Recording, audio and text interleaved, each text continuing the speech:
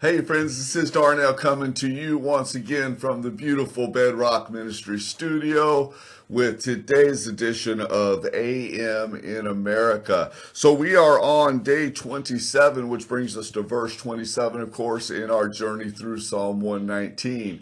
I love this verse, as many of the other verses in Psalm 119. It has two very powerful parts to it. It says, "Make me understand the way of your precepts, and I will meditate on your wondrous works."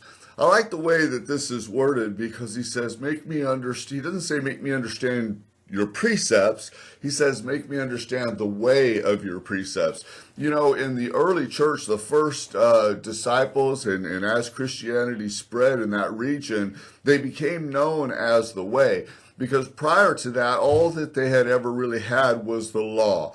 They had the religious leaders, the Sanhedrin there in Jerusalem, and they would just beat them up really with the law. And Jesus came along and said, you know, you hold these laws over people's heads. You try to put your thumb on them, but you don't even keep them yourself. You know, and so this new form of Christianity that was birthed when Christ came, that spread through the 12 disciples, became known as the way.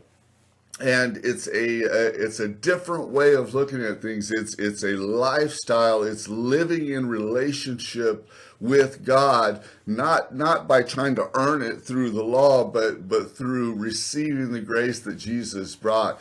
And to me, that's what this verse is saying. Make me understand the way of your precepts, or the way of your word.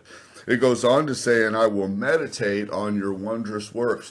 You know, there's a very powerful dynamic that happens when we meditate on the works of God.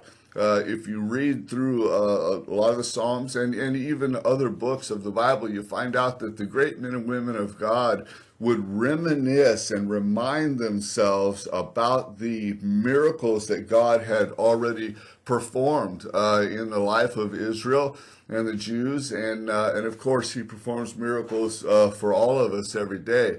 But it's very good to go back in our minds and remember these things, because it builds our faith, where we say, if God did it then, he can do it again. He is the same yesterday, today, and forever. So when we meet a challenge and that challenge just seems overwhelming, it seems like it's just too much for us, it's a very powerful thing to remind ourselves of what God has already accomplished.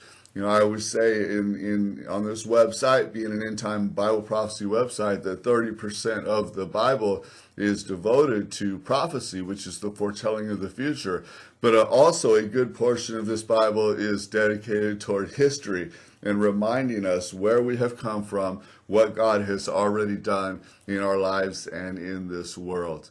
Hey, I hope that helps you today. God bless you. This is Darnell coming to you from the beautiful Bedrock Ministry studio. Now let's go change the day.